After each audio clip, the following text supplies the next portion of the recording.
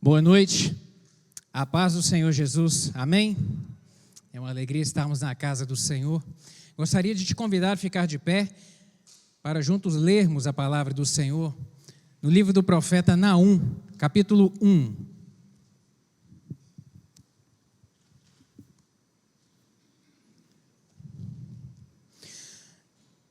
Livro do profeta Naum.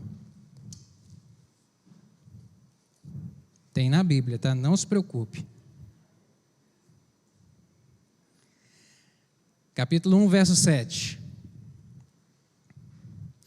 Diz assim a palavra do Senhor: O Senhor é bom, uma fortaleza no dia da angústia, e conhece os que confiam nele. Mais uma vez, o Senhor é bom, uma fortaleza no dia da angústia, e conhece os que confiam nele. Feche seus olhos, vamos orar? Vamos pedir ao Espírito Santo que aplique esse texto ao nosso coração. Senhor meu Deus, muito obrigado por estarmos aqui na casa do Senhor, muito obrigado pelo privilégio que é prestarmos ao Senhor o nosso louvor, a nossa adoração, como forma de gratidão a Ti pelo tão bem que o Senhor tem nos feito. E agora que vamos meditar na Tua palavra, eu lhe peço, Espírito Santo, que o Senhor comunique a nós, em nome de Jesus, aquilo que o Senhor quer falar. Estamos aqui para receber e sermos alimentados por Ti, Pai. Em nome de Jesus, fala conosco, fala o coração de cada um dos meus irmãos aqui. Eu lhe peço, seja a Tua graça sobre nós, em nome de Jesus. Dá-me a Tua graça para transmitir essa palavra, pois eu dependo de Ti. Em nome de Jesus, amém. Pode se sentar, meu querido. Você que está em casa, recebe aí o nosso abraço. Deus te abençoe de uma maneira grandiosa. Conecte-se nessa hora, não deixe que nada venha te distrair, e Deus também falará ao seu coração, eu tenho certeza disso. Meu querido,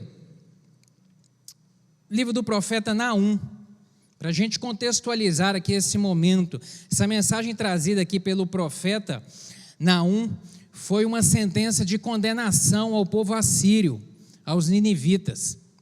O povo assírio, cuja capital da Assíria era Nínive, era um povo extremamente cruel, um povo extremamente mau, e de uma maldade, tinham prazer em praticar a maldade com aqueles ao qual guerreavam e a quem dominavam. Era um povo extremamente mau, e essa crueldade do povo ninivita, ela era tão indescritível que transformou como uma fama deles. Por onde o povo ia sendo conhecido, os ninivitas, essa fama de crueldade, de maldade, caminhava junto, ou às vezes ia na frente. Os povos vizinhos já conheciam essa fama desse povo, de tamanha era essa maldade. E foi por isso que quando Deus disse ao profeta Jonas para poder ir até Nínive pregar, ele se recusou a ir. A história lá no livro do profeta Jonas diz que ele tomou o navio para outro rumo, ele foi para outra direção, ele não queria ir para Nínive pregar não, porque ele sabia que o povo de lá era mau, era ruim. Na verdade ele queria ver que Deus tratasse aquele povo sem piedade.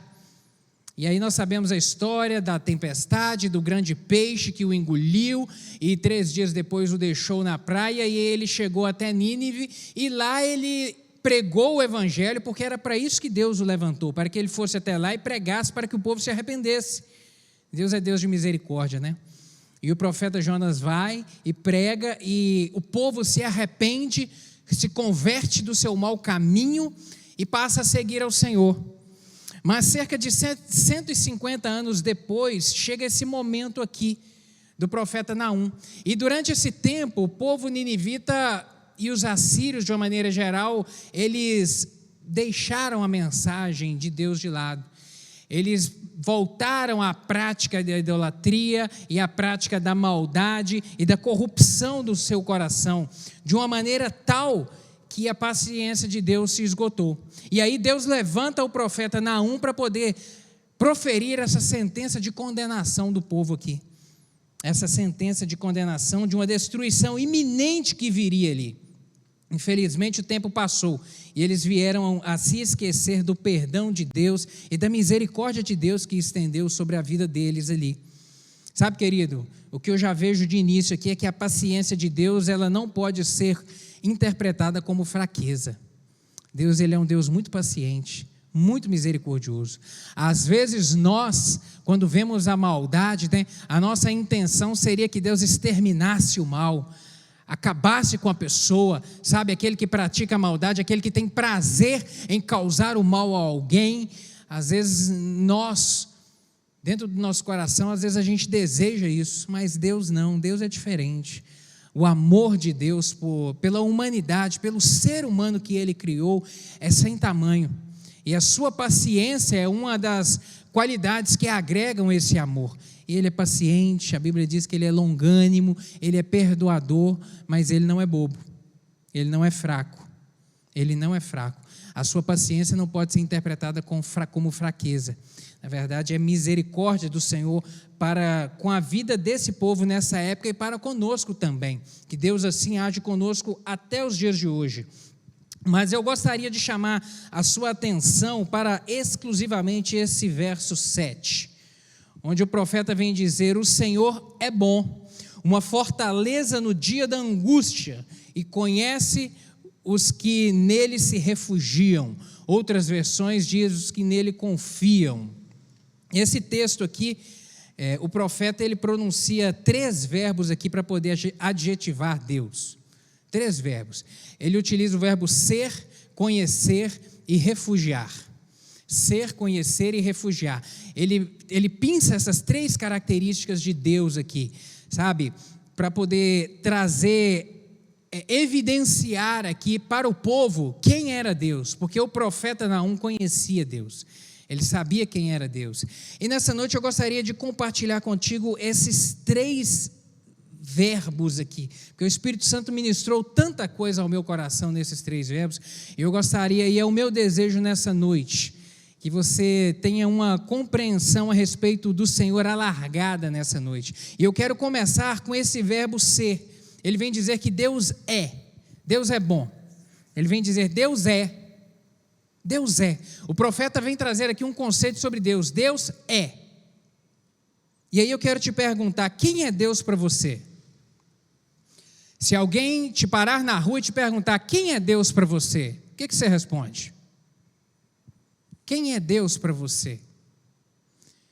Sabe, querido, para se conceituar ou definir alguma coisa, para construir um conceito, a construção de um conceito, ela parte de 2 pilares. A construção de um conceito ou a definição a respeito de qualquer coisa, ela parte de 2 pilares. Quais são eles? O conhecimento e a observação. A visão, aquilo que se vê. O conhecimento e a observação é a base para a gente conscientemente definir alguma coisa, criar um conceito a respeito de alguma coisa. E deixa eu entrar um pouco mais nisso aqui para você entender onde eu quero chegar. Conhecimento. O conhecimento diz respeito às informações registradas na nossa mente, aquilo que a gente já sabe a respeito de alguma coisa. O conhecimento e o conceito, e é por isso a importância de se conhecer Deus, E à medida que a gente vai lendo a Bíblia, a gente vai conhecendo e descobrindo quem é Deus. E a importância de ler e de meditar na palavra é para que o conceito sobre Deus seja correto. Ele não seja, eventualmente, um conceito equivocado. Porque sem conhecimento, o conceito será errado. O conceito ele pode ser, por exemplo, incompleto. Um conceito incompleto é um conceito menor do que aquilo que é real. Por exemplo, se alguém lhe pergunta quem é Deus, e uma pessoa diz, Deus é amor. A gente ouve muito isso, né? Quem é Deus para você? Alguns falam, Deus é tudo. Deus é uma força. E a grande maioria diz, não, Deus é amor. E mais o quê? Deus é só amor? Não, Deus não é só amor. Deus é amor, mas Ele é também misericórdia, Ele é juízo, Ele é justiça, Ele é abrigo, Ele é refrigério, Ele é companheiro, Ele é presente, Ele é juiz. Dizer que Deus é só amor é um conceito reduzido, incompleto. Um outro tipo de conceito equivocado, na verdade, pode ser um conceito distorcido. é um conceito que é parcialmente verdadeiro. Por exemplo, se a pessoa diz que Deus é amor, por isso todos vão para o céu. É um conceito distorcido, porque ele é só parcialmente verdadeiro. Deus é amor, mas todos vão para o céu? A Bíblia diz diferente. A Bíblia diz em João capítulo 1, verso 12, mas a todos quantos o receberam quem? Jesus Cristo, deu-lhes o poder de serem feitos filhos de Deus, a saber, aqueles que creem no seu nome. Então não é porque Deus é amor que todos vão para o céu. É necessário a pessoa abrir o coração e querer receber Jesus no seu coração. Aí sim, ele se torna filho de Deus e a Bíblia diz que ele tem o céu como herança para a sua vida. Uma outra possibilidade do conceito ser incorreto. Por exemplo, um conceito incorreto é aquele que é totalmente errado. Se pergunta quem é Deus, e a pessoa pode dizer, Deus é nada. Deus não existe. O céu, o inferno, o diabo, nada disso existe. É um conceito errado, porque a Bíblia diz a verdade sobre o mundo espiritual. Existe um mundo espiritual, existe Deus, existe céu, existe inferno. Jesus Cristo andou por essa terra, pisou nesse chão que nós estamos, um conceito incorreto. Por isso, querido, a importância de se conhecer a Bíblia. E eu te pergunto, quem é Deus para você? Quem é Deus para você? Qual é o seu conhecimento sobre Deus? Como é que você define Deus? Como você define Jesus? Quem é Jesus para você? No Evangelho, o evangelista João, ele traz 6 conceitos a respeito de Jesus. Na verdade, Jesus se apresenta de 6 formas diferentes lá no Evangelho de João, que ele lá registra. Ele registra Jesus dizendo que eu sou o pão da vida. João capítulo 6, verso 35, ele diz, eu sou o pão da vida, aquele que vem a mim não terá fome, quem crê em mim nunca terá sede. Ele diz que ele é o pão da vida. Jesus se apresenta também no capítulo 8, verso 12, como a luz do mundo. Ele diz, eu sou a luz do mundo, e quem me segue não andará em trevas, mas terá a luz para a sua vida. Quem me segue, quem anda comigo, sabe a direção, conhece o caminho, não tropeçará, ele andará na luz, na claridade. Jesus diz também que eu sou a porta. No capítulo 10, verso 9, e se alguém entrar por mim, salvar-se-á, entrará e sairá e achará pastagem. Eu sou a porta, eu sou o caminho. No capítulo 10, verso 11, Jesus vem dizer que eu sou o bom pastor, que dá a vida pelas ovelhas, eu sou aquele que cuida, eu sou aquele que abraça, eu sou aquele que corrige na hora que precisa de corrigir, eu sou aquele que vai atrás e que resgata e traz para perto. Jesus diz também que ele é a ressurreição e a vida, capítulo 11, verso 25. Eu sou a ressurreição e a vida, que quem crê em mim, ainda que esteja morto, viverá. Jesus vem dizer, olha, que há uma vida após essa vida que nós temos. Há uma vida eterna, ou uma condenação eterna, após o nosso ar dos pulmões parar, após o nosso coração parar de bater. Há uma vida a ser vivida ainda. E Jesus vem dizer também no capítulo 14, verso 6, que eu sou o caminho, a verdade e a vida, e ninguém vem ao Pai a não ser por mim. Jesus traz definições a respeito dele, de quem é ele. E ele, por quê? Porque ele queria demonstrar, ele queria se apresentar, e ele queria que os outros conhecessem a respeito dele. Quem é Jesus? Ele queria, tanto é que em certo momento, ele para e pergunta aos seus discípulos, o que dizem a respeito de mim? E aí uns dizem, o povo está dizendo que o Senhor é um profeta, que o Senhor é um grande líder. E aí Jesus olha para eles e diz, e vocês, quem dizem que eu sou? Quem eu sou para vocês? E aí Pedro responde, tu és o Cristo, Filho do Deus vivo. Quem é Deus para você, querido? Quem é Deus para você? O que você conhece dele? Como você pode definir Deus? Como você pode? Uma outra forma de definição para se criar um conceito, eu disse que a primeira é o conhecimento, a segunda é a observação, é a visão. Está ligado à vivência, à experiência, a caminhar junto, ao conhecimento empírico, que é aquele da vivência do cotidiano. É uma outra forma de conhecer a respeito, de se definir alguma coisa. Na sua caminhada de vida, até hoje, as experiências que você tem vivido, como você pode definir Deus para você? A respeito de tudo que você já viveu até hoje, como você define Deus? Sabe por quê? Porque quem anda com Deus sabe que Ele não muda. Quem anda com Deus sabe que Ele é imutável. Tiago, capítulo 1, verso 17, diz que toda boa dádiva e todo dom perfeito vem do alto, descendo do Pai das luzes, em quem não há sombra de variação. Quem anda com Deus sabe que Ele não muda, sabe quem Ele é. E aí eu me lembro de Jó. Jó que enfrentou um momento muito difícil na sua vida. Era um homem rico, uma família abastada, tudo muito bem, uma situação financeira privilegiadíssima para o seu tempo, era um dos homens mais ricos do mundo na sua época, tinha uma família, muitos filhos, um casamento, e daí a pouco a vida dele muda, vira de pernas para o ar. Ele enfrenta um momento muito difícil, a ponto dele perder toda a sua riqueza do dia para a noite, todo o seu patrimônio, de todos os filhos morrerem de uma só vez em um acidente, é a ponto dele também ficar doente, e a Bíblia diz lá no livro que leva o seu nome em Jó, que ele estava sentado sobre um monte de cinza com caco na mão se coçando.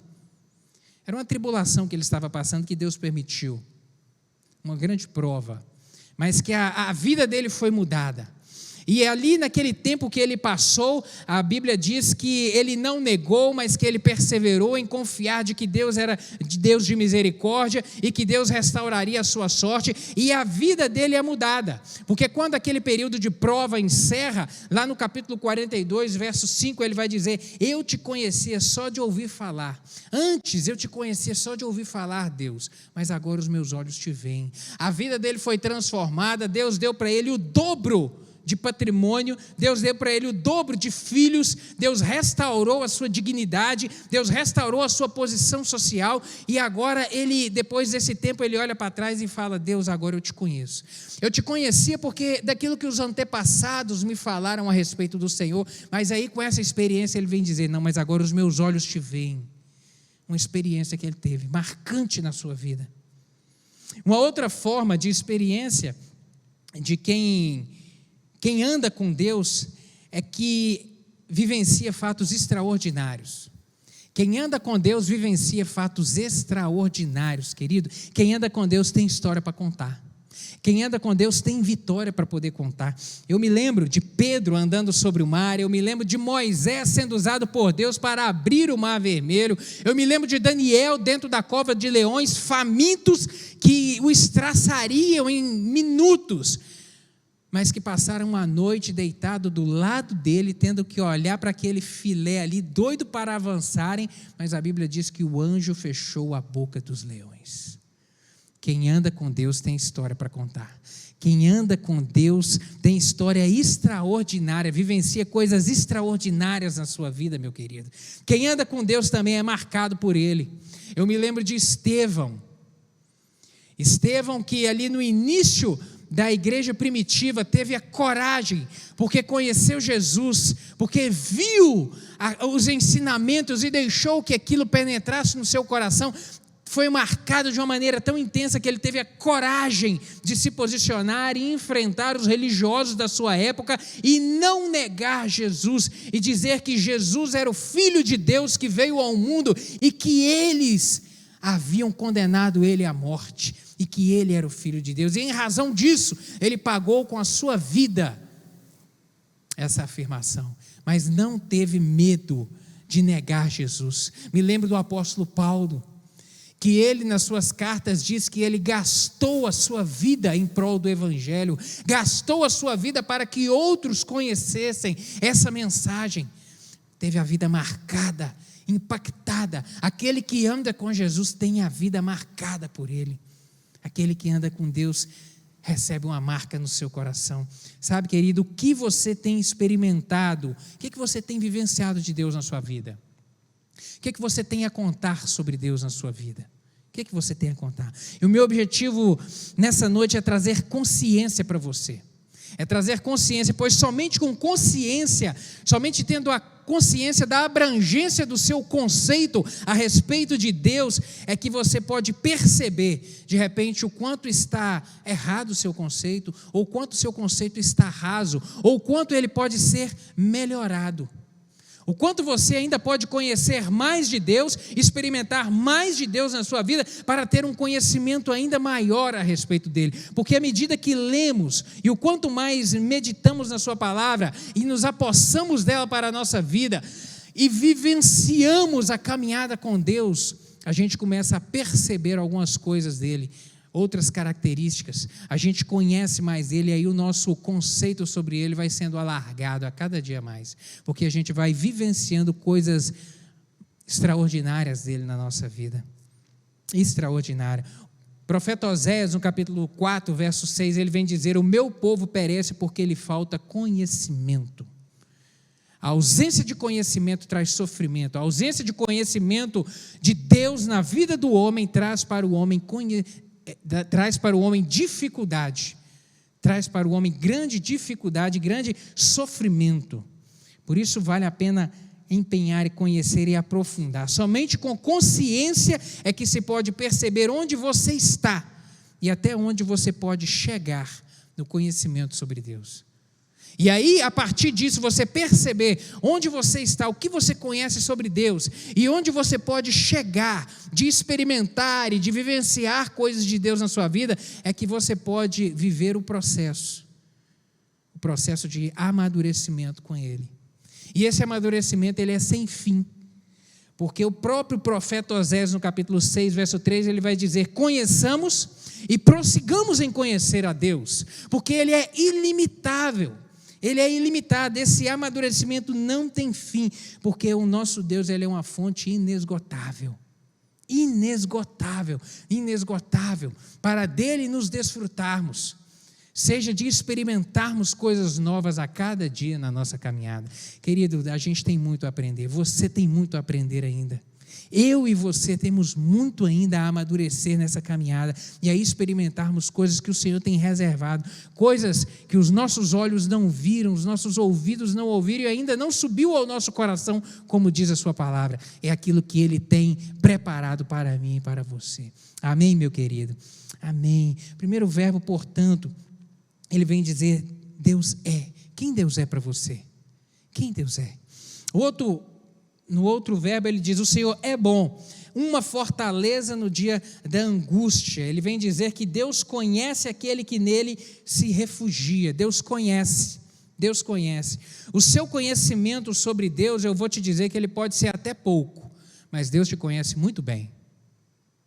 Deus te conhece muito bem. Ele te conhece na sua intimidade. Sabe, tem um ditado popular que diz: coração do homem é terra que ninguém pisa. É um ditado popular. Coração do homem é terra que ninguém pisa. É um conceito incompleto. Realmente, para a gente, é impossível saber o que o outro está pensando, é impossível olhar para o coração e sentir os sentimentos. Para nós é impossível. Mas Deus vê onde ninguém vê. Deus vê onde ninguém vê. Onde ninguém vê, Deus olha para dentro de você e Ele consegue saber aquilo que passa no seu coração, os seus desejos, os seus sonhos. Deus vê onde ninguém vê. E o Davi, no Salmo 139, versos 1 a 4, ele vem dizer exatamente isso, que Deus vê onde ninguém vê. Ele diz: Senhor, Tu me sondas e me conheces, sabes quando me assento e quando me levanto, de longe penetras os meus pensamentos, esquadrinhas o meu andar e o meu deitar, e conhece todos os meus caminhos. Ainda a palavra não me chegou à língua, e Tu, Senhor, já conheces todas. Ele conhece a sua intimidade, meu querido. Ele conhece a sua intimidade. A angústia que você vivencia, Ele sabe. Ele sabe a angústia do seu coração. As lágrimas que às vezes você derrama, deitado na sua cama, com a porta fechada, escondido de repente do seu marido, ou dos seus filhos, ou da sua esposa, para que eles não vejam. Deus vê. Deus vê. Ele está te vendo, Ele sabe disso. As dores que de repente você sente pela perda de algo ou de alguém, Deus conhece.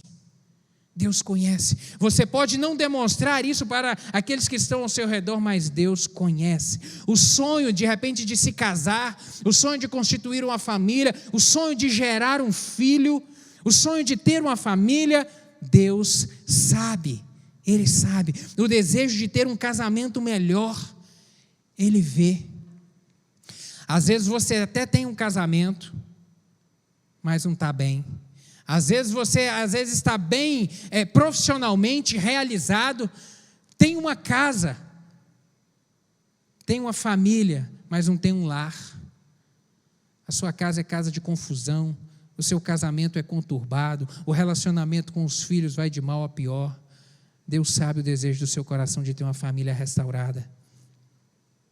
As preocupações com o futuro, as preocupações com o emprego, as preocupações com a empresa, de repente as preocupações com a sua saúde, Deus conhece, Deus tudo vê, Deus te conhece na sua intimidade, meu querido. Não tente disfarçar ou camuflar seus pensamentos ou seus sentimentos, entenda isso. Não tente disfarçar ou camuflar os seus pensamentos ou os seus sentimentos, porque Deus te conhece na sua intimidade. O Senhor está te vendo. O Senhor está te vendo, o Senhor está te vendo. Você pode não levar Deus a sério. Eu te digo isso nessa noite, você pode não levar Deus a sério, mas isso não muda quem Deus é. Não muda quem Deus é. 2 Timóteo capítulo 2, verso 13 diz: se somos infiéis, Ele permanece fiel, pois de maneira nenhuma pode negar-se a si mesmo. De maneira nenhuma Deus pode negar Deus a si mesmo. Sabe, querido, pare de fugir de Deus. Eu quero chamar a sua atenção nessa noite. Você que de repente está fugindo de Deus.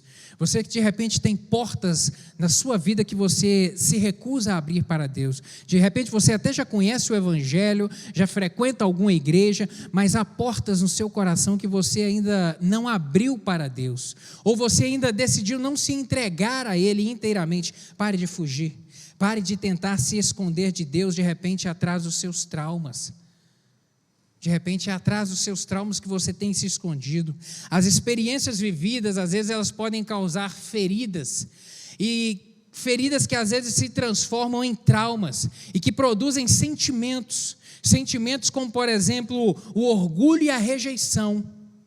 E às vezes, para tentar se esconder de Deus, você age assim, de repente de uma forma orgulhosa. Para esconder os traumas, a sua mente veste a capa do orgulho, onde você fala firme, age às vezes de uma maneira ríspida, tem uma postura altiva, diz que não precisa de ninguém, quer viver de uma maneira autossuficiente, mas na verdade você está apenas tentando esconder uma ferida da sua alma, um trauma, apenas isso. Está se fugindo de Deus. Ou de repente você rejeita Deus porque questiona: se Deus é tão bom assim, por que Ele me deixou ser violentada na minha infância? Se Deus é tão bom assim, por que eu fui abusado na infância? E você não consegue entender Deus como Pai e Deus como amor, porque você tem traumas na sua alma que precisam de ser curados. E você questiona isso, e você rejeita Deus em razão disso.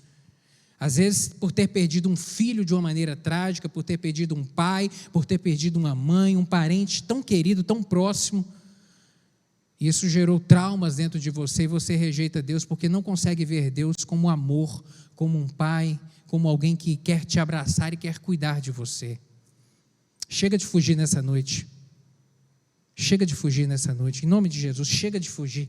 Deus tem poder hoje para poder sarar as suas emoções e curar as suas feridas, seja você onde estiver e na situação que estiver. Para que você realmente abra, não tenha receio de abrir o seu coração e de se entregar inteiramente para Ele. Inteiramente para Ele. Isaías, o profeta, no capítulo 53, verso 4, ele vai dizer: certamente Ele tomou sobre si as nossas enfermidades e as nossas dores levou sobre si. Está falando, o profeta estava profetizando a respeito de Jesus. Tomou sobre si as nossas dores e as nossas enfermidades. O Senhor Jesus tem poder hoje para poder tomar todas as suas dores, todos esses sentimentos, essas emoções, essas feridas que você carrega e sará-las, transformar a sua vida. Ele sabe daquilo que você precisa, meu querido. O Senhor sabe do que você precisa hoje. Renda-se a Ele por completo. Se entregue a Ele de uma maneira integral, inteira, por inteiro na sua vida. E um último verbo que o profeta Naum utiliza aqui, que eu quero meditar nele nessa noite, ele vem dizer que Deus é refúgio. Ele é aquele em que podemos refugiar. Refugiar. É um abrigo. E aí eu te faço mais uma pergunta: em que você tem procurado se abrigar nessa tempestade que a gente está vivendo? Esse tempo de tempestade, esse tempo de Covid-19, esse tempo de quarentena, de isolamento, esse tempo, em que você tem procurado se refugiar? No seu dinheiro? Na sua família? Nas suas forças? Em que você tem se refugiado? Sabe, querido, tempestades e tormentas, elas acontecem em nossas vidas e Deus delas conhece, e às vezes Ele permite que elas assim venham sobre nós, porque Ele quer nos tratar, Ele quer nos moldar. Deus tem propósitos em todas as coisas, Ele tem o controle de tudo nas suas mãos, e nenhum de nós está imune a passar por tempestades, nenhum de nós.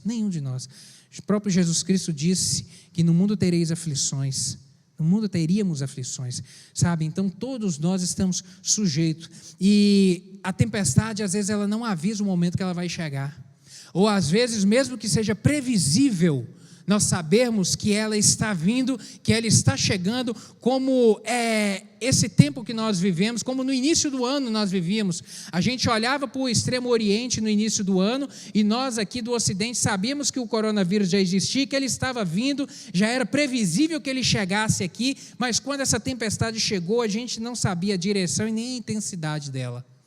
Nós não sabíamos, nós não imaginávamos que seria desse jeito. Não imaginávamos que começaria no norte, e que hoje, 60 dias depois, há 60 dias atrás, na verdade, a gente estava vivendo um tempo mais tranquilo aqui no nosso estado, em Minas, e agora, 60 dias depois, está tão difícil, o número de casos crescendo a cada dia, um lockdown, tudo fechado, a nossa cidade parada. A gente não imaginava essa intensidade dessa tempestade, mas Deus sabia. E Ele vem dizer que Ele é refúgio. O profeta Isaías capítulo 4, verso 6 diz que o Senhor é refúgio e esconderijo contra a tempestade. O Senhor é refúgio e esconderijo contra a tempestade. No Salmo 46, verso 1, o salmista vem dizer que Deus é nosso refúgio e fortaleza, socorro bem presente nas tribulações. Deus é abrigo, querido. Deus é abrigo, e aquele que caminha com Ele tem o refúgio que necessita. Daniel não morreu na cova dos leões. Sadraque, Mesaque e Abednego não foram mortos queimados na fornalha. Deus enviou a provisão. Sabe, José não morreu no fundo da masmorra para o qual ele foi jogado. Deus enviou a provisão de salvação para a vida dele ali. Sabe, o barco, naquele momento ali nos evangelhos que nós lemos, onde os 12 discípulos estavam no barco e uma tempestade imensa começou a soprar e o barco começou a ir a pique, eles foram salvos porque Jesus estava no barco. Jesus estava por perto, e quando Jesus está por perto, a gente tem segurança, a gente tem o livramento, a gente é guardado, a gente tem o cuidado dele sobre as nossas vidas. 1 Coríntios capítulo 10, verso 13, diz que não vos sobreveio provação que não fosse humana, mas Deus é fiel e não permitirá que sejais provados além das vossas forças. Pelo contrário, juntamente com a provação, vos proverá o livramento, de sorte que possais suportar. Deus sabe do que você precisa. Você precisa de abrigo nessa noite? Você precisa de refúgio? Jesus é o refúgio que você precisa. O Senhor tem a proteção que você necessita nesse momento de tempestade. Amém, meu querido? Amém. Essa palavra do profeta Naum, tome posse dela nessa noite. Deus é. Deus é. Deus é. Vamos orar? Gostaria de te convidar a ficar de pé. Vamos juntos orar? Quem Deus é para você, querido? Quem Deus é para você? Para mim Ele é bom, o Senhor é fortaleza no dia da angústia, e Ele conhece aqueles que nele se refugiam. Ele tudo sabe, Ele tudo vê. Ele te conhece nessa noite. Ele te conhece nessa noite. Sabe, você pode conhecer até pouco dele, mas Ele te conhece na sua intimidade. Ele te vê, Ele sabe os seus anseios, os seus planos, os seus sofrimentos, a sua dor. Ele te conhece por inteiro nessa noite, sabe, querida? E Ele é o refúgio que você precisa.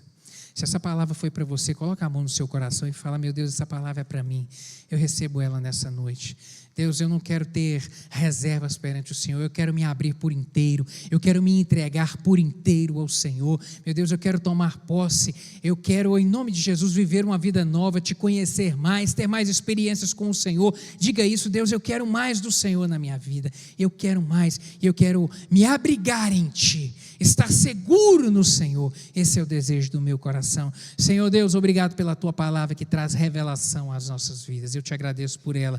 Eu lhe peço em nome de Jesus, Pai amado, que o Teu Espírito Santo, que conhece, meu Deus, o coração de cada um dos meus irmãos nessa hora, sabe as decisões que cada um está tendo nessa hora, meu Deus, sabe aquilo que cada um está passando, meu Deus, eu lhe peço que o Senhor possa agir de uma maneira poderosa na vida aqui de cada um dos meus irmãos, meu Pai amado, para operar milagre, meu Deus, para trazer, Pai, entendimento a respeito do Senhor, vontade de se entregar a Ti por inteiro, em nome de Jesus Cristo, meu Pai, que sejam guardados pelo Senhor, meu Deus, que recebam a Tua provisão neste momento de tempestade, o abrigo, que encontrem no Senhor o refrigério, meu Pai, que necessitam para enfrentarmos juntos esse tempo de tempestade. Seja a Tua graça e a Tua bênção. Confirma, eu lhe peço essa palavra, com sinais e com prodígios na vida de cada um dos meus irmãos, em nome de Jesus.